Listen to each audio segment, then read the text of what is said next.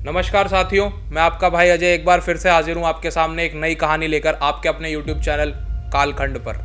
दोस्तों, आज हम एक ऐसे राजा की कहानी सुनाने जा रहे हैं। एक ऐसे राजा की बात करेंगे जिनकी तलवार कहा जाता है कि 32 मन की थी और जो देवी को जब बलि चढ़ाने के लिए जाते थे तो एक बार में 2 भैंसों की बलि चढ़ा देते थे। एक तलवार के वार से 2 भैंसों की गर्दन काट दिया करते थे।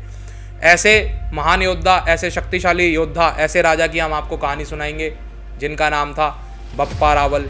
जी हाँ दोस्तों, वो किसी परिचय के मोहताज नहीं है, उनको मेवाड़ का बच्चा बच्चा जानता है और आज हम उन्हीं की कहानी को आपके सामने प्रस्तुत करने जा रहे हैं। चलिए शुरू करते हैं।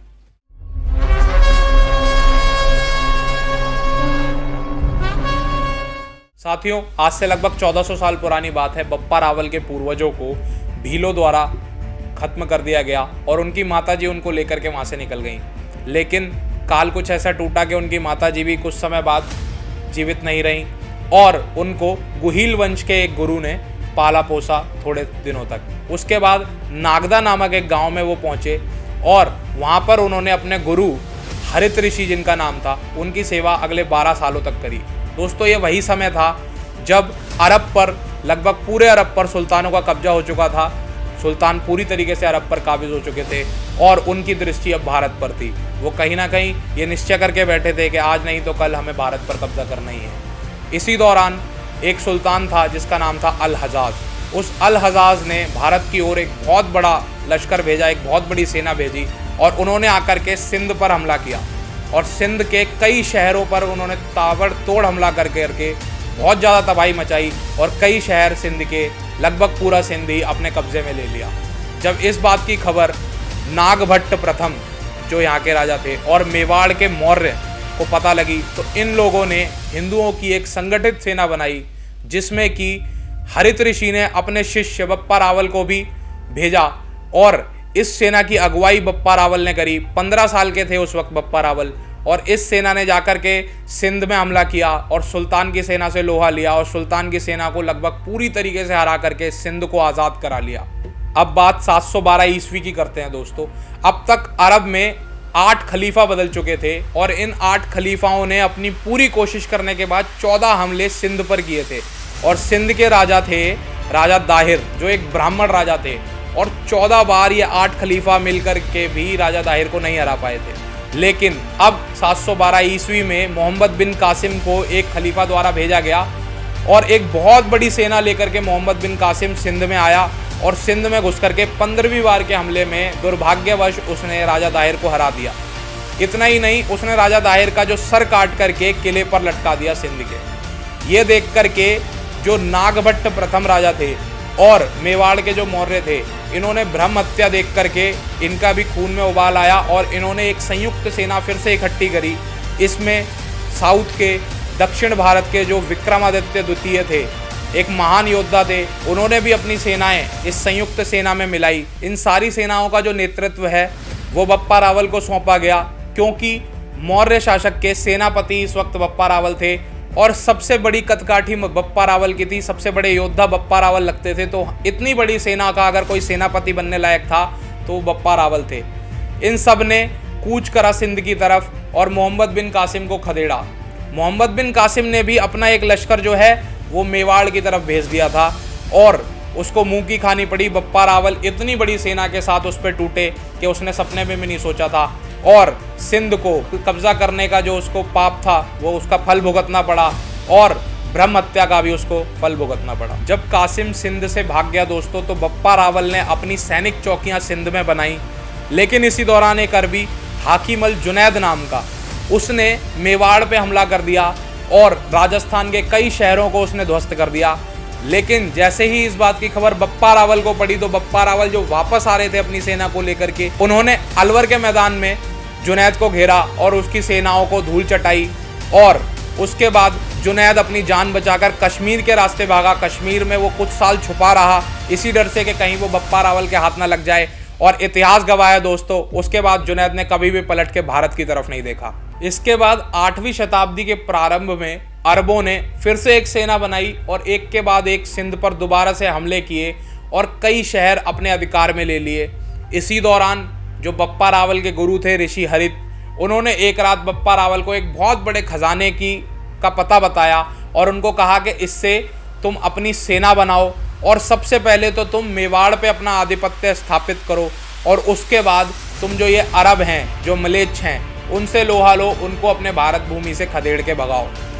गुरु की आज्ञा को सिरोधार्य कर करके बप्पा रावल ने उस खजाने द्वारा अपनी सेना बनानी शुरू करी और जितने दबे कुचले राजघराने थे उस वक्त के, जो अरबियों के आक्रमण से ग्रसित थे, उनको उन्होंने अपने साथ लिया और एक सेना का निर्माण करके सबसे पहले उन्होंने मेवाड़ को अपने कब्जे में किया और मेवाड़ पे अपना आधिपत्य स्थापित करके गहलोत वंश का राज्य स्थापित कर दिया। इसके बाद बप्पा रावल ने जो कसम खाई थी अपनी भारत भूमि को अरबों से आज़ाद कराने की, उन्होंने अपना रुख सिंधियों की तरफ किया, सिंध की तरफ किया और वहाँ पर जा कर के एक बड़ी सेना, इतनी बड़ी सेना लेकर के वो गए कि अरबों के पांव उखड़ गए और वहाँ जा कर के उन्होंने जब इतनी मारकाट मचाई कि अरब वापस जो आए थे सिंध में, जिन्होंने आक्रमण कर करके अपने शहर जो आधिपत्य में लिए थे अरबों ने, वो उनको छोड़ करके वहाँ से भागना पड़ा और बप्पा रावल ने इस बार वो सारे सिंध के शहर और पूरा सिंध अपने मेवाड़ के राज्य में ही विलय। दोस्तों, बप्पा रावल ने 16 सालों तक अरब देशों पर हमला करते रहे। वो एक उन्होंने ऐसी हिंदुओं की संयुक्त सेना बनाई थी, राजाओं की जो छोटे छोटे राजा थे उनकी एक ऐसी इतनी विशाल संयुक्त सेना बनाई थी, जिससे कि जैसा कि मैंने आपको बताया सबसे पहले उन्होंने सिंध जीता और सिंध को सिर्फ जीता ही नहीं, जो 12 हाकिम जो अरब देशों के वहाँ पर बैठे हुए थे उन 12 के 12 हाकिमों को ख़त्म किया और इसी के साथ साथ रावलपिंडी में, बप्पा रावल के नाम से ही रावलपिंडी में उन्होंने सैनिक छावनियाँ बनाई।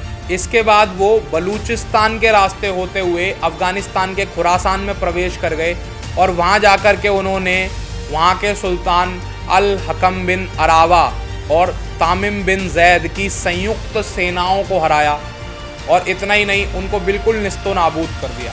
दोस्तों, सुल्तानों की संयुक्त सेनाओं को हराने के बाद बप्पा रावल 15 दिन तक खुरासान के चक्कर लगाते रहे, इसी उसमें कि शायद सुल्तानों की और सेनाएं बची हों या सुल्तानों में इतना दम बचा हो कि वो उनसे आके लड़ें।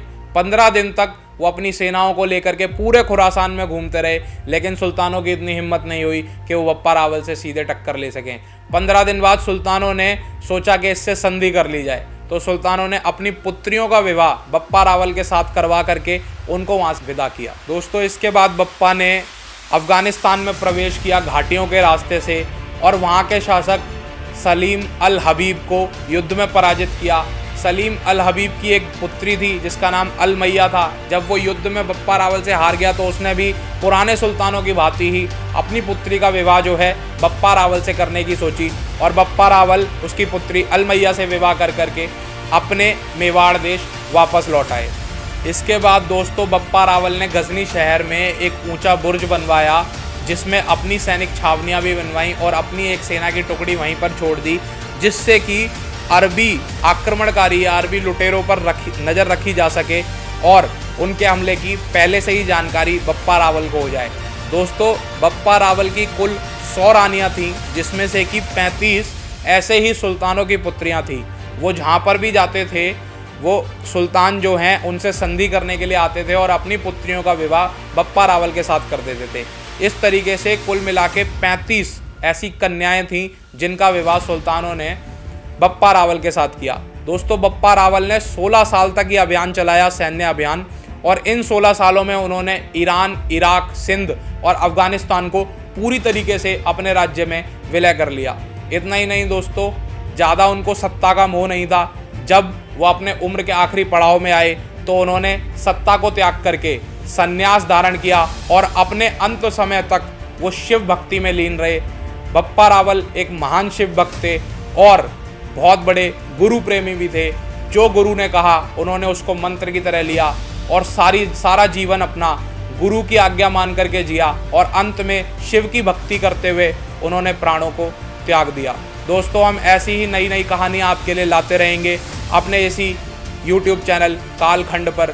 आप ऐसी ही कहानियों को सुनने के लिए हमारे चैनल को सब्सक्राइब कीजिए, अपने दोस्तों के साथ इन्हीं कहानियों को शेयर कीजिए, अपने बच्चों को साथ बिठाकर ऐसी कहानियाँ दिखाइए जिसमें कि आपको भारत का प्राचीन गौरवान्वित कर देने वाला इतिहास हम आपके सामने लाते हैं। लाइक कीजिए, कमेंट कीजिए, शेयर कीजिए। तब तक के लिए जय श्री राम।